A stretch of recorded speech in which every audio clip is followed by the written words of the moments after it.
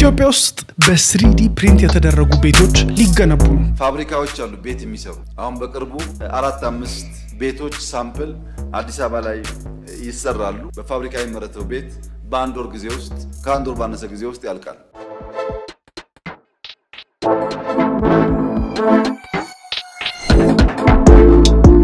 ያ ማለት ከሰው ልጅ ንክኪ ነፃ በሆነ መልኩ በኢትዮጵያ 3D ፕሪንት ተደርገው የሚገነቡ ቤቶች ስራ ሊጀምሩ ነው። 3D ፕሪንቲንግ አው በጣም ሶፊስቲኬትድ የሆነ እጅግ አስገራሚ ቴክኖሎጂ ነው። ታዲያ ቤቶችን ከሰው ልጅ ንክኪ ነፃ ወይም በሚቀንስ መልኩ ሊገነቡ ነው። እንደ ሀገር ይሄን ቴክኖሎጂ ተጠቅመን በርካታ ቤቶችን በሮቦቶች በትንሽ ብር ልንገነባ ነው ተብሏል። ስለዚህ በዛሬ ቪዲዮአችን ላይ 3D ፕሪንቲንግ ምንድነው፣ በ3D ፕሪንት የሚገነቡ ቤቶችስ ምን አይነት ናቸው የሚለውን እንመለከታለን። እኔ ጆኤል ታላርጊ ነኝ። ዛሬ በቴክ ስቶሪስ ፕሮግራማችን ላይ እጅግ አስደናቂ የሆነውን የ3D ፕሪንቲንግ ቴክኖሎጂ እንመለከታለን። ታዲያ ሀሳብ አስተያየታችሁን በኮሜንት አስቀምጡልኝ። ይሄንን ቪዲዮ እየተመለከታችሁ ያላችሁት ሰዎች ሰብስክራይብ እንድታደርጉ ይሄንን ቻናል ጠይቃችኋለሁ። 90,000 ሰዎች ብቻ ነው ሰብስክራይብ ያደረጋችሁት። በመቶ ሺዎች እየተመለከታችሁት ሼር ያደረጋችሁበት በቲክቶክ ከታርጋችሁ እየተለቀቀ ብዙ ሰዎች የተነጋገራችሁባቸው ነው። ቪዲዮቻችን ላይ ጠቃሚ ናቸው ብለን እናምናለን። ስለዚህ ለብዙ ሰዎች ሼር እንዲደረግ ሀሳብ አስተያየታችሁን እንድታስቀምጡልን እንጠይቃለን። የጆኤል ታላርጊ ቤተሰብ ይሁኑ። ይመቻችሁ። ወደ ቪዲዮአችን እንግባ። ዛሬ በጥልቀት የምንዳስሰው በጣም ወሳኝ ጉዳይ አለን።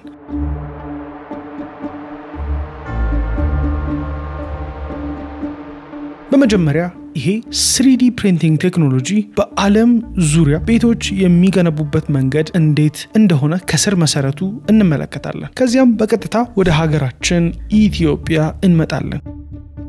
ቴክኖሎጂ ላይ ፋብሪካዎች አሉ ቤት የሚሰሩ አሁን በቅርቡ 4-5 ቤቶች ሳምፕል አዲስ አበባ ላይ ይሰራሉ። የተከበረው ምክር ቤት ስራው ሲያልቅ እንዲያይ ይደረጋል። በፋብሪካ የሚመረተው ቤት በአንድ ወር ጊዜ ውስጥ ከአንድ ወር ባነሰ ጊዜ ውስጥ ያልቃል። ኢትዮጵያ ይሄንን ቴክኖሎጂ በስፋት ለመጠቀም ትልቅ እቅዶችን ይዛለች። 3D ፕሪንት የሚደረጉ ቤቶች ማለት ነው። ታዲያ ተስፋዎቹ ምንድናቸው? ተግዳሮቶቹስ? ከሁሉም በላይ ለኔ ለናንተ እንዲሁም ለሀገራችን የቤት አቅርቦት የወደፊት እጣ ፈንታ ምን ማለት ነው እንላለን። ሰዎች ስራ ሊያጡ ነው ወይ? ቀን ሰራተኞች፣ ለሳኞች? ይሄ ቴክኖሎጂ ከመጣ የብዙዎች ጥያቄ ነው።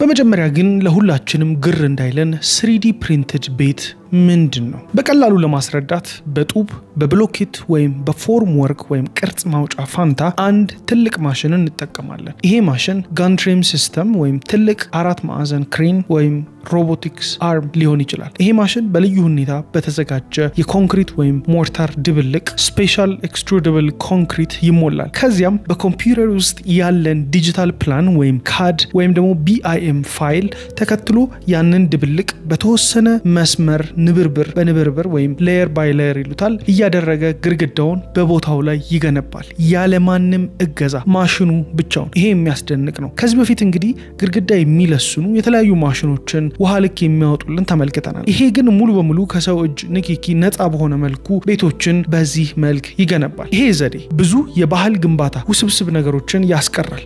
የቅርጽ ማውጫ ስራን ይቀንሳል። ብዙ ተደጋጋሚ የሰው ጉልበትን ያስቀራል። የግንባታ ጊዜን እጅግ ያፈጥናል። ለምሳሌ ኮቦድ የተሰኘው የዴንማርክ ኩባንያ በ5 ደቂቃ ውስጥ 1 ካሬ ሜትር ግድግዳ ፕሪንት ማድረግ ይችላል። የአሜሪካው አይከን ኩባንያ ደግሞ ላቫክሪት በሚባል ድብልቅ እስከ 3500 PSI ጥንካሬ ያለውን ግድግዳ መስራት ችሏል። ይሄ የሚያስደንቅ ነው። ግን በጣም ያሳሰበኝ የሰዎችን ስራ እድል ይዘጋል ወይ የሚለው ነው። ታዲያ በአንድ ጊዜ ብዙ ቤቶችን መስራት ከተቻለ ደግሞ ለብዙዎች ደግሞ ትልቅ ችግርን ይቀርፋል። እስቲ እንመልከተው። ሀሳብ አስተያየታችሁን አስቀምጡልኝ። እንዴት ተመለከታችሁት? እንደዚህ አይነት ነገር የእውነት የሚሆን ይመስላችሁ ነበር? ሂደቱን እስቲ ባጭሩ ልጥቀስላችሁ። በመጀመሪያ መሰረት ይዘጋጃል። በመቀጠል ፕሪንተሩ ግድግዳውን ያትማል። በሶስተኛነት ጣሪያ፣ መስኮት፣ በር፣ ቧንቧ እንዲሁም የኤሌክትሪክ ስራዎች በባህላዊ ወይም ከዚህ በፊት በተለመደው መንገድ ይገነባሉ። ባጭሩ ኦቶሜትድ የሆነ የግድግዳ ግንባታ በተጨማሪም ደግሞ ከዚህ በፊት ስንጠቀመው የነበረውን የማጠናቀቂያ ስራ ሲያልቅ 3D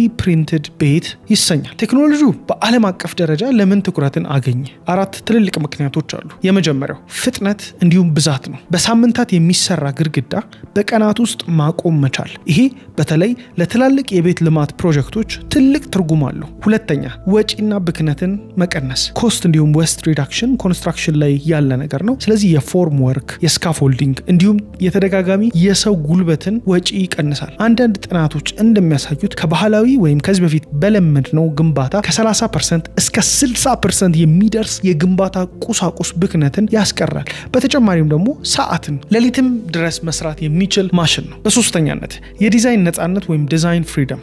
ከዚህ በፊት የለመድናቸው ግንባታዎች ከርቭድ የሆኑ ግድግዳዎችን ወይም ደግሞ ውስብስብ የሆኑ ቅርጾችን ለመስራት እጅግ ውድ ነው። በፕሪንቲንግ ግን ይሄ ያለምንም ተጨማሪ ወጪ መስራት ይቻላል። አራተኛነት ደግሞ ዘላቂነት ወይም sustainable potential ነው። አነስተኛ ብክነት፣ አነስተኛ ቁሳቁስን መጠቀም እንዲሁም ለአካባቢ ተስማሚ የሆኑ የግንባታ ቁሳቁሶችን ለመጠቀም እድል ይፈጥራል። ትልቅ የቤት እጥረት፣ ፈጣን የከተማ እድገት እና የበጀት እጥረት ላለባቸው ሀገራት ይሄንን ቴክኖሎጂ ጌም ቼንጀር ነው፣ በቃ ማርሽ ቀያሪ የሆነ ክስተት ነው ሲሉት ተመልክተናል። እንዴት ተመለከታችሁት? ሐሳብ አስተያየታችሁን በዚህ ጉዳይ ላይ አስቀምጡልኝ። በእውኑ ዓለምስ ምን እየሆነ ነው? ይሄ ላቦራቶሪ ብቻ የቀረ ቴክኖሎጂ አይደለም። በአሜሪካ አይከን የተባለ ኩባንያ ሙሉ የ3D ፕሪንትድ መንደሮችን ገንብቷል። እዚህ ጋር እንደምትመለከቱት በአፍሪካ 14 ትሪስ የሚባል ኩባንያ በኬንያ ሙቬል ጋርደንስ የሚባል ፕሮጀክትን አስጀምሯል። የመጀመሪያዎቹ 10 ቤቶች ፕሪንት ተደርገዋል። የግንባታ ቁሳቁስ በመቀነሳቸውም የኤጅ አድቫንስድ የዘላቂነት ሰርተፍኬት አግኝተዋል። በተጨማሪም በማላዊ ውስጥ የአንድ ቤት ግድግዳ በ12 ሰዓት ውስጥ ብቻ ፕሪንት ተደርጓል። እነዚህ ፕሮጀክቶች ቴክኖሎጂን ከሙከራ ወደ ተግባር መሸጋገሩን ያሳያሉ። ኢትዮጵያም እንግዲህ ይሄንን ቴክኖሎጂ ላስጀምር ነው ተብሎ ሐሳቡን ስሰማው በጣም ያስገረመኝ። አዲስም እንደመሆኑ በኢትዮጵያም የኮንስትራክሽን ዘርፍ ላይ ደግሞ አዳዲስ ነገሮች ከዚህ በፊት ያልተሰሩባቸው ሲሞከሩ እየተመለከትን ነው። ከዚህ በፊት እንግዲህ እንደተመለከታችሁት የአልሙኒየም ፍሬምወርክ ቤቶችን ተመልክተን በአጭር ጊዜ ሲጠናቀቁ አይተናል። በመቀጠልም ሰዎች እየኖሩባቸው ይገኛሉ። እንደው ምናልባት የአልሙኒየም ፍሬምወርክ መኖሪያ ውስጥ የምትኖሩ እንዲሁም ደግሞ ባለሙያዎች ካላችሁ ቴክኖሎጂው በምን ያህል እንደተጠቀማችሁ ሐሳብ አስተያየታችሁ እንዲሁም ሌላ ሐሳብ ካላችሁ እንድታስቀምጡልኝ እጠይቃለሁ። ከጥቂት ጊዜ በኋላ ደግሞ እቺን ጥያቄ በ3D ፕሪንት ተደርጎ ለሚኖሩ ሰዎች እናቀርብላችኋለን። ጊዜው ያድርሰናል። ስለዚህ አሁን ወደ ትልቁና ወደ ዋነኛው ጉዳይ እንምጣ። በዚህ ሁሉ ነገር ውስጥ ኢትዮጵያ ምን ላይ ነች? የኢትዮጵያ ሕዝብ በርካታ የቤት ፍላጎት አለበት። ስለዚህም የኢትዮጵያ የፌደራል ቤቶች ኮርፖሬሽን ወይም FHC ከኦስትሪያው ቦሚት ግሩፕ ጋር በኢትዮጵያ የ3D የግንባታ ፕሪንቲንግ ቴክኖሎጂ ለማስተዋወቅ ስልታዊ ስምምነትን በ2025 ኤፕሪል ላይ ፈጽሟል። ይህ ስምምነት የኢትዮጵያ የፌደራል ቤቶች ኮርፖሬሽን ስራ አስፈጻሚ በኦስትሪያና ጀርመን ባደረጉት ጉብኝትና ድርድር ውጤት ነው። ከሁሉም በላይ ትኩረት የሚስበው እንዲሁም አስገራሚ የሆነ ነገር ምንድን ነው? እንደ ፌደራል ቤቶች ኮርፖሬሽን መግለጫ ይሄ አዲስ የ3D ፕሪንቲንግ ሲስተም እስከ 98% የሚሆነው ግብአት ከሀገር ውስጥ እንደሚጠቀም መነገሩ ነው። ኢምፖርት ሰብስቲቲዩት በማግኘታቸው ትልቅ ነገር ነው። ይሄ ማለት ሲሚንቶ፣ አሸዋ፣ ጠጠር እንዲሁም የሰው ጉልበት ሁሉም ከሀገራችን ግብአት ላይ የተመሰረተ ይሆናል ማለት ነው። ዓላማው የቤት አቅርቦትን ማፋጠን፣ የግንባታ ወጪን እንዲሁም ጊዜን መቀነስ እንዲሁም ኢትዮጵያ የምትታገልበትን የቤት እጥረት ለመቅረፍ ዘመናዊ ቴክኖሎጂን መተግበር ነው። ዓላማው በጣም ደስ ይላል። ሐሳብ አስተያየት ካላችሁ ደግሞ እዚህ ላይ አስቀምጡልኝ። ኢትዮጵያ ተመልካች ብቻ አይደለችም። ይህን ቴክኖሎጂ በመንግስት ደረጃ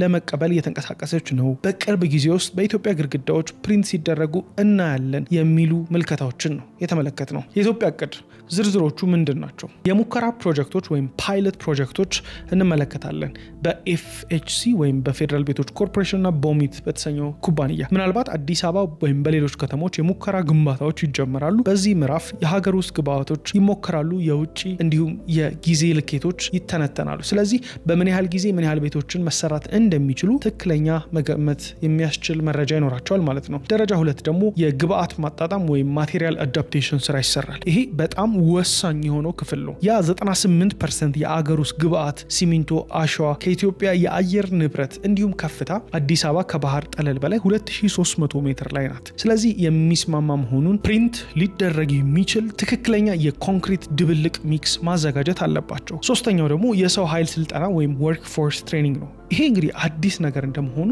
በጣም ብዙ ሰዎች ሊሰለጥኑበት ይገባል። በርካታ ስራዎች ሊሰሩ ከተፈለጉ ማሽኖቹ ይመጣሉ። እነዚህ ማሽኖች የሚሰሩ ኦፕሬተሮች፣ የሚክስ ቴክኖሎጂስቶች እንዲሁም የጥራት ቁጥጥር ባለሙያዎች ስልጠና ያገኛሉ። ይሄ አዲስ ክህሎት እንዲሁም አዲስ የስራ እድል ይፈጥራል። ደረጃ 4 ህግና ደንብ ማጣጣም ወይም ሬጉሌተሪ ኮምፕላያንስ አስፈላጊ ነጥብ ነው። የኢትዮጵያ የግንባታ ህጎች ወይም ቢልዲንግ ኮድስ ፕሪንት የተደረጉ ግድግዳዎችን እንደ ህጋዊ የግንባታ አካል መቀበል አለባቸው። ደረጃ 5 ደግሞ ማስፋፋት ወይም ስኬል አፕ ነው። የሙከራ ፕሮጀክቶቹ ሲሳኩ ዋናው ዓላማ ለትላልቅ የመኖሪያ ቤት ልማት ፕሮጀክቶች ይህን ቴክኖሎጂ መጠቀም ነው። በአጠቃላይ ይሄ ቴክኖሎጂ የሰውን ጉልበት፣ የቁሳቁስ ብክነት እና ጊዜን በበቂ ሁኔታ ከቀነሰ የአንድ ቤት ዋጋ በእጅጉ ሊቀንስ ይችላል የሚል ተስፋን ሰንቆ የያዘ ነው። ይህም ማለት በተመሳሳይ በጀት ብዙ ቤቶችን መስራት ይቻላል ማለት ነው።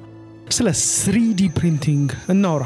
ከትንንሽ አሻንጉሊቶች እስከ ጀት ሞተር ክፍሎችን አንድ ቀን ምናልባትም የሰዎችን ህዋሳት አካላት ሳይቀር 3D ፕሪንቲንግ ወይም የ3D ህትመትን ተጠቅመን ነገሮችን የምንሰራበት ህግ እየተቀየረ ነው። ዛሬ እንዴት እንደሚሰራ፣ አሁን ምን እየተሰራበት እንደሆነ፣ ስነ ምግባራዊ ጉዳዮቹን እናም ወደፊት ወዴት ሊወስደን እንደሚችል እንፈትሻለን። እስኪ አንድ ላይ እንቆይ።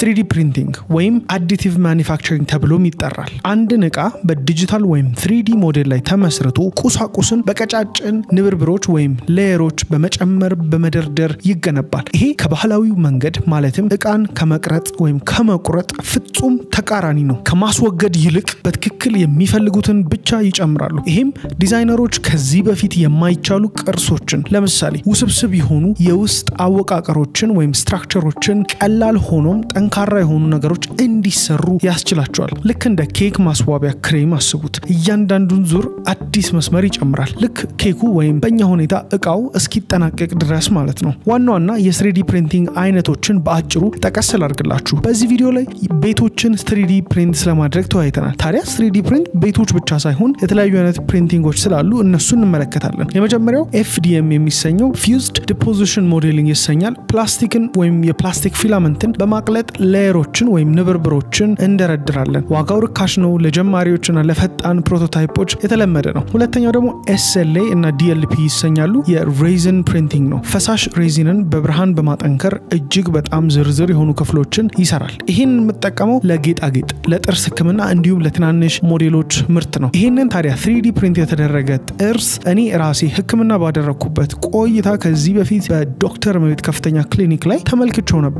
ጥርሴም እንግዲህ በዚህ መልክ ተሰርቶልኝ ነበር ማለት ነው። ይሄን ቴክኖሎጂ ተጠቅሞ እጅግ አስገራሚ ነው። ታዲያ አሁንም እንግዲህ በአገልግሎት ላይ ያለ ነገር ነው። ይሄ የZFX CAD CAM ማሽን ምንድነው የሚሰራው? ZFX CAD CAM ማሽን ማለት የካድ እና የካም ስራዎችን ነው የሚሰራው። ZFX ድርጅቱ ነው። ካድ ማለት ኮምፒውተር ኤደድ ዲዛይን ነው። ካም ማለት ደግሞ ኮምፒውተር ኤደድ ማኒፋክቸሪንግ ማለት ነው። ኮምፒውተር ኤደድ ዲዛይን እና ኮምፒውተር ኤደድ ማኒፋክቸሪንግ የሚሰሩ ማሽኖች ናቸው። ሶስተኛ ደግሞ የSLS ወይም ሴሌክቲቭ ሌዘር ሲንትሪንግ ይሰኛል። ሌዘርን በመጠቀም የዱቄት ፖሊመሮችን በማቅለጥ ጠንካራ ክፍሎችን ይሰራል። በኢንዱስትሪ ፕሮቶታይፒንግ እና አነስተኛ መጠን ምርት ውስጥ እጅግ የተለመደ ነው። ሌላኛው ደግሞ DMLS እንዲሁም SLS የብረት ፕሪንቲንግ ነው። የብረትን ዱቄት በሌዘር በማቅለጥ ከባድ ሸክም የሚሸከሙ ክፍሎችን ለምሳሌ ለአውሮፕላን እና ለሕክምና ተከላዎች ይሰራል።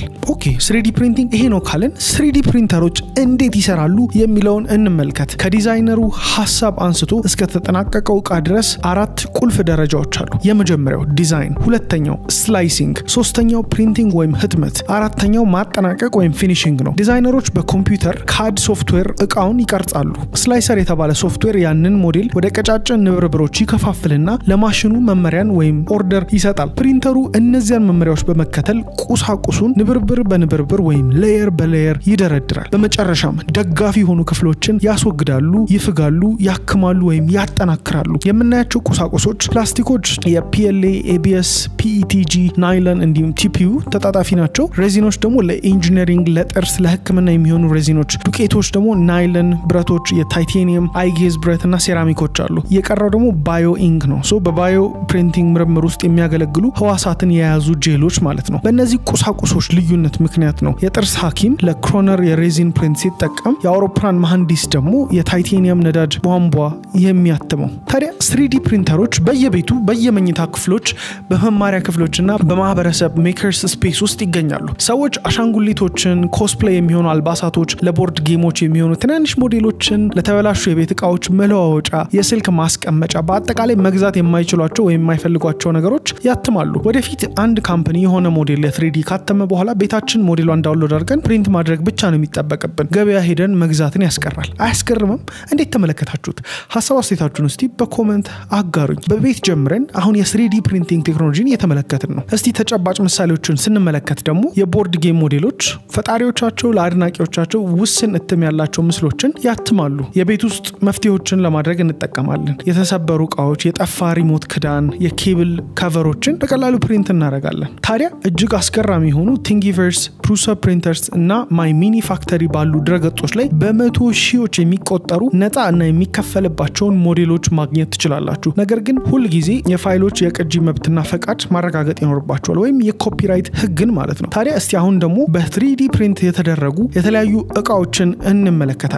ተገረሙ እስቲ። የተመቻችሁን እናንተ ደግሞ ትነግሩኛላችሁ። በመቀጠል ስለ ኢንዱስትሪ አጠቃቀም እንመለከታለን። እዚህ ላይ ነው 3D ፕሪንቲንግ ትልቅ ለውጥ የሚያመጣው። በኢንዱስትሪ በትክክል ጥቅም ላይ ሲውል የክፍሎችን ብዛት ይቀንሳል፣ ክብደትን ይቀንሳል፣ እንዲሁም የተሻለ አፈጻጸምን ያስችላል። ታዲያ ኤሮስፔስ፣ አውቶሞቲቭ፣ የጥርስ ህክምና፣ ኮንስትራክሽን፣ ማኒፋክቸሪንግ ላይ እናገኘዋለን። ኤሮስፔስ ላይ ብንመለከት በብረት የታተሙ የሞተርና የነዳጅ ቧንቧዎች ብዙ ትናንሽ ክፍሎች በአንድ ጠንካራ ክፍል ሊታኩ ይችላሉ። ይህም ክብደትን በመቆጠብ አስተማማኝነትን ይጨምራል። አየር መንገዶች ለትክክለኛ በረራ የታተሙ የብረት ክፍሎችን እየተጠቀሙ ነው አሁን በዚህ ጊዜ። አውቶሞቲቭ ላይ ብንመለከት ፈጣን ፕሮቶታይፖችን እንዲሁም የሽቅድድም መኪና ክፍሎች ለመስራት የሚፈጀውን ጊዜ በእጅጉ ይቀንሳል። አነስተኛ መጠን ያላቸው ወይም የቆዩ መኪና መለዋወጫዎች ደግሞ እንደ አዲስ ማምረት አይጠበቅብንም። በቃ በቀላሉ ማተም እንችላለን ማለት ነው። የጥርስ እንዲሁም የህክምና መሳሪያዎች ላይ እንደተመለከታችሁት የኔም የጥርስ ህክምና ቪዲዮ ላይ እንዳስጎበኘኋችሁ የተለያዩ ኢምፕላንቶችን ዛሬ በሬዚንና በብረት ህትመት እየተሰሩ ነው፣ ለእያንዳንዱ ታካሚ በተለየ ሁኔታ ማለት ነው። ይህም ቀላል ያደርገዋል። ኮንስትራክሽን እንዲሁም ግንባታ ውስጥ ብንመለከት ደግሞ ትላልቅ ፕሪንተሮች ኮንክሪትን በመርጨት የቤት ግድግዳዎች እንዲሁም ክፍሎችን ማተም ይችላሉ። ይህም ርካሽና ፈጣን ቤቶችን ለመገንባት ተስፋ ሰጪ ነው። በዚህ ቪዲዮ ላይ በዋነኝነት የተመለከትነው ይህንን የሃውስ 3D ፕሪንቲንግ ነው። ሌላኛው ማኒፋክቸር እና ስፕላይን ቼን ነው። መለዋወጫዎች ኦን ዲማንድ በቃ በፍላጎት ማተም ብዙ ዕቃዎችን የማከማቸት ፍላጎትን ይቀንሳል። ለምሳሌ ስፔር ፓርት ሱቅ ቢኖራችሁና ትልቅ ስፔር ፓርት ሱቃችሁ ላይ ምንም አይነት ዕቃ ሳይኖራችሁ ወደፊት አስቡት። ነገር ግን አንድ 3D ፕሪንተር ነው ያላችሁ። በቃ ሰዎች የሚፈልጉት ዕቃ ሲበላሽባቸው ብቻ ነው የዛን ዕቃ ፕሪንት የምታደርጉት። አሰባችሁት ምን ያህል ስቶክ እንደሚቀንስ፣ በትንሽ ብር እንዴት እዚህ ስራ ውስጥ መግባት እንደሚያስችል አይ ጊዜ እንላለን። እጅግ አስገራሚ ነው። የተለያዩ ሱቆች ላይ ምንም ዕቃ ላናይ እንችላለን ማለት ነው። የምትፈልጉትን ትነግሯቸዋላችሁ፣ ፕሪንት አድርገው ይሰጧችኋል። እጅግ አስገራሚ ነው። ይሄን ቴክኖሎጂ እንዴት ተመለከታችሁት? ይሄ በጣም አስደሳችና ተስፋ ሰጪ ከሆኑ ዘርፎች አንዱ ነው። እሺ አሁን ላይስ ምን እየሆነ ነው? ፕሮስቴቲክስ እንዲሁም የተለያዩ ተከላዎች ለእያንዳንዱ ታካሚ ዝግጁ የሆኑ ከስተማይዝድ እንዲሁም ሰው ሰራሽ እጅና እግሮች እንዲሁም የሰውነት ተከላዎች፣ የራስ ቅል፣ የአጥንት ክፍሎች በብዙ ክልሎች በብዙ ስቴቶች የደህንነት ማረጋገጫን አግኝተው እየተመረቱ ነው። የቀዶ ጥገና ሞዴሎች፣ የቀዶ ጥገና ሐኪሞች የታካሚዎቻቸውን የሰውነት አካል የታተሙ ሞዴሎች በመጠቀም ውስብስብ ቀዶ ጥገናዎችን ደግሞ ወደፊት ለማድረግ ያቅዳሉ ማለት ነው። ባዮ ፕሪንቲንግ ይሰኛል። እውነታውን እስቲ ከዜናው እንመልከት። ሳይንቲስቶች ቆዳ፣ ካርትሌጅ እንደ ጆሮ ያሉ ቦታ ላይ የምናገኛቸው ትናንሽ የህዋስ ንጣፎችን እንዲሁም ለመድኃኒት ምርመራ የሚያገለግሉ ትናንሽ የሰውነት ክፍል ሞዴሎች ወይም ኦርጋኖይድስን ማተም ችለዋል። ይሄ በሙከራ ደረጃ ያለ ነው። ባዮ ፕሪንቲንግ ባዮ ኢንክ የተባሉ የህይወት ያላቸው ህዋሳትን ከደጋፊ ጄሎች ጋር በመቀላቀል ህዋሳት በትክክለኛ ስርዓት ለማስቀመጥ ይጠቅማል። ይሄ በምርምር ላይ ያለ ነገር ወደፊት እውን ሲሆን የብዙዎችን ህይወት የሚታደግ ቴክኖሎጂ ያደርገዋል። ሙሉ በሙሉ የሚሰሩና በሰውነት ውስጥ የሚተከሉ አካላትን ወይም ኦርጋንስ በአስተማማኝ ሁኔታ ከማተማችን በፊት ትላልቅ ፈተናዎች አሉ። የተረጋጋ የደም ስር ኔትወርኮች መገንባት፣ ነርቮችን ማካተት፣ የሰውነት በሽታ የመከላከል ስርዓት ጋር መስማማት እንዲሁም የረጅም ጊዜ ህልውናን ማረጋገጥ። ተመራማሪዎች በእነዚህ ችግሮች ላይ እየሰሩ ነው። ሙሉ አካልን ማተም የአንድ ሌሊት ለውጥ ሳይሆን የ10 ዓመታት እንዲሁም የ100 ዓመታት የ1000 ዓመታቶች ከፍተኛ ቁጥጥር የሚደረግበት መንገድ ነው። ጉዞም ረጅም ነው። ነገር ግን ጥሩ ፍንጮችን እየተመለከተን ነው። በመቀጠል እስቲ ስለ ስነ ምግባሩ፣ ስለ ስጋቶቹ እንዲሁም ስለ ህጋዊ ጉዳዮቹ እንመልከት። ኃይለኛ ቴክኖሎጂ ትልልቅ ጥያቄዎችን ያስነሳል። ልክ ነው። የጦር መሳሪያዎች 3D ፕሪንቲንግ ክትትል የማይደረግባቸውን የጦር መሳሪያዎች ለመፍጠር ጥቅም ላይ ውሎ ነበር። ይሄም መንግስታት ደንቦችን እንዲያሻሽሉ አድርጓል። ብዙ ሀገራት አሁን የተወሰኑ በ3D የታተሙ ክፍሎችን እንደ ቁጥጥር የሚደረግባቸው የጦር መሳሪያ ክፍሎች ይመለከቱባቸዋል። እንዲሁም የፈቃድና የምዝገባ ደንቦቻቸውን አጥብቀዋል። አስቡት፣ ማንኛውም ሰው ከመኝታ ቤቱ ሆኖ የፈለገውን የጦር መሳሪያ ፕሪንት ማድረግ ይችላል ማለት ነው። ጥይት አለቀ የለም ፕሪንት ያደርጋል። የጦር መሳሪያዎችን እንዴት እንደሚገነቡ መመሪያዎች አልሰጥም እና አልችልም። አደገኛና ብዙውን ጊዜ ህገ ወጥ ነው። ነገር ግን የፖሊሲው አውድና ደህንነት እንደምታውቁት መረዳት አስፈላጊ ነው። ስለዚህ ይሄን አልችልም ያለው የተለያዩ የ3D ፕሪንቲንግ የሚሰሩ ዌብሳይቶች ላይ እነዚህን የጦር መሳሪያ 3D ፕሪንቲንግ ሞዴሎችን አልሰጥም ብለው በበርካታ ድብቅ ወይም ብላክ ማርኬት ላይ የምታገኟቸው ናቸው ማለት ነው። ታዲያ 3D ፕሪንቲንግን ዝም ብለን አንስተን መጠቀም የምንችለውም ነገር አይደለም። ደህንነትና ማረጋገጫ ያስፈልገዋል። እንደ አቪዬሽን እንዲሁም ሕክምና ላሉ ወሳኝ አፕሊኬሽኖች ላይ የታተሙ ክፍሎችን ጥብቅ ሙከራና ማረጋገጫ ማለፍ አለባቸው። በደንብ ያልታተሙ ክፍሎች በጫና ውስጥ ሲሰሩ ሊሰበሩ ይችላሉ። ስለዚህ የጥራት ቁጥጥርነት ወሳኝ ናቸው። ፍንጭ ብንመለከትም ነገር ግን በደንብ ልንሰራባቸው ይገባል። አሁን ደግሞ ትንሽ ስለወደፊቱ እናውራ እስቲ። እናንተ ስለዚህ ነገር እንዴት አሰባችሁ? ሐሳብ አስተያየታችሁን በኮሜንት አስቀምጡልኝ። በሚቀጥሉት 10 ዓመታት በ3D ፕሪንቲንግ ውስጥ ሊሆኑ የሚችሉ ነገሮችን እንጥቀስ እስቲ። ሊፋጠኑ የሚችሉ አዝማሚያዎች። የመጀመሪያው ጄነሬቲቭ ዲዛይን እና AI ሶፍትዌሮች በ3D ፕሪንቲንግ ብቻ ሊመረቱ የሚችሉ ክብደትና የቁሳቁስ አጠቃቀምን የሚቀንሱ ተፈጥሯዊ ቅርጾችን ያመነጫሉ። አዳዲስ ቁሳቁሶች ደግሞ ኤሌክትሮኒክስን በውስጣቸው ማተም የሚችሉ ወይም ኮንዳክቲቭ ኢንክስ ጠንካራ ውህዶችን እንደገና ጥቅም ላይ ሊውሉ የሚችሉ ፖሊመሮች እና የተሻሻሉ የባዮ ፕሪንቲንግ ቁሳቁሶች ይጠበቃሉ። ሌላኛው ደግሞ ዲስትሪቢዩትድ ማኑፋክቸሪንግ ወይም ያልተማከለ ምርት የአቅርቦት ሰንሰለት ተጋላጭነት ለመቀነስ የአካባቢ የህትመት ማዕከላት በፍላጎት ላይ የተመሰረተ ክፍሎችን እንዲሁም በመርከቦች ላይ በህዋ ጣቢያዎች ላይ ያሉ ፕሪንተሮች። ዋናው ቁም ነገሩ 3D ፕሪንቲንግ ማበጀት ወይም ካስተማይዜሽን ክብደት መቆጠብ ወይም የቅርጽ ውስብስብነትን አስፈላጊ በሆኑባቸው ብዙ ዘርፎች ከፕሮቶታይፕ መሳሪያነት ወደ ዋና ማምረቻ ዘዴነት ሲሸጋገር እናየዋለን። 3D ፕሪንቲንግ በሰላምና በጥንቃቄ መሞከር ከፈለጋችሁ በመጀመሪያ ደረጃ በሚገኝ የFDM ማሽን እና በPLA ፕላስቲክ ጀምሩ። እንደ ቲንከርካድ፣ ፊውዥን 360 ባሉ ነፃ ሶፍትዌሮች ደግሞ የካድ መሰረታዊ ነገሮችን መማር ትችላላችሁ። ከድረገጾች ላይ የኮፒራይት መብት ጥሰት እንዳታገኙ ትናንሽ ዕቃዎችን ለማተም ሞክሩ። ከሌሎች ለመማር ወይም ሜከር ስፔስ መቀላቀል ትችላላችሁ። የተለያዩ ሳይቶች አሉ እንደ ቲንጊቨርስ አይነት። አደገኛ ዕቃዎች ወይም ህገወጥ የሆኑ ነገሮችን ታዲያ ማምረት የለባችሁም። ታዲያ ስለ 3D ፕሪንቲንግ ሳጠቃልላችሁ 3D ፕሪንተር አንድ መሳሪያ ነው። በጣም ኃይለኛ፣ አንዳንዴ አነጋጋሪ፣ ሁሌም እያደገ ያለ ኢትዮጵያ ላሉ ፈጣሪዎች እንዲሁም በዓለም ዙሪያ ላሉ ሁሉ እድሎችን ይከፍታል። ምርቶችን የሚያተሙ ኢንተርፕረነሮች፣ ለታካሚዎች የተለያዩ መሳሪያዎችን የሚፈጥሩ ክሊኒኮች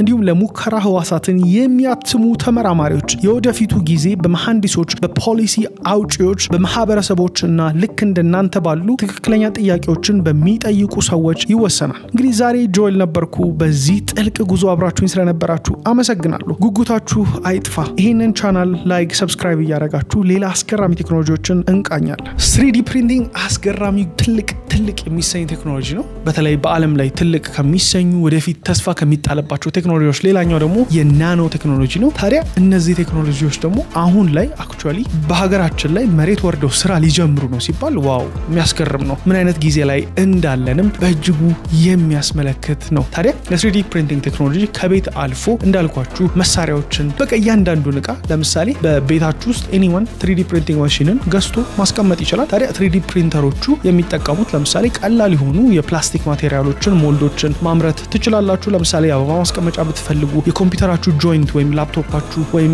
የሆነ ነገር ቢሰበርባችሁ ኤግዛክትሊ ያቺን ሞዴል ከዌብሳይታቸው ላይ ዳውንሎድ አድርጋችሁ ቤታችሁ ፕሪንት ታደርጋላችሁ። የሚጠቀመው ደግሞ የተለያዩ ፊላመንቶችን ነው። ጀስት ከቀላል የፕላስቲክ ቦትሎች ጀምሮ ሪሳይክል ተደርገው የሚሰሩ ፊላመንቶችን ታመርቱበታላችሁ ማለት በቤታችሁ ቢኖር ወደፊት ደግሞ በየሁሉም ሰው ቤት ሊኖር የሚችል ማቴሪያል ነው ይሄ 3D ፕሪንቲንግ ማሽን። ታዲያ እንደ ካቴጎሪው ይለያያል። የ3D ፕሪንቲንግም የተለያዩ አይነት ማሽኖች አሉ። ሽጉጥ የሚያመርተው የሰው ልጅ ደግሞ አሁን እንዳልኳችሁ የሰውነት አካሎች ልብ፣ ኩላሊት ምናምን የምንላቸውንም ሊያመርት የሚችለው ደግሞ የተለየ አይነት 3D ፕሪንተር ነው። በስም ይቀራረባሉ፣ ነገር ግን ቴክኖሎጂያቸውም እጅግ ሶፊስቲኬትድ ሆነው ይለያያሉ። በፕላስቲክ 3D ፕሪንት የሚያደርግና ሌሎች አድቫንስድ በሆኑ ማቴሪያሎች 3D ፕሪንት የሚያደርግ ይለያያል። ስለዚህ ይሄንን ቪዲዮ ስለተመለከታችሁት አመሰግናለሁ። እጅግ እንደተማራችሁበት፣ እጅግ እንደተጠቀማችሁበት ተገንዝቤያለሁ። ሐሳብ አስተያየታችሁን በኮሜንት እንድታስቀምጡልኝ በቀጣይ በሌላ አስገራሚ ቪዲዮ እንደምትጠብቁኝ እርግጠኛ ነኝ። ከዛ በፊት ግን የቴክ ስቶሪስ ፕሌሊስታችን እንዲሁም የቴክ ትራቨል ፕሌሊስታችን ጎራ ብላችሁ ተመልከቷቸው። አስገራሚ ቴክኖሎጂዎች ታገኛላችሁ። እኔ ጆኤል ታላርጊ ነበርኩ ይሄንን ፕሮግራም አዘጋጅቼ ያቀረብኩላችሁ። ስለዚህ ቪዲዮውን ወዳችሁታል ብዬ አስባለሁ። ይመቻችሁ።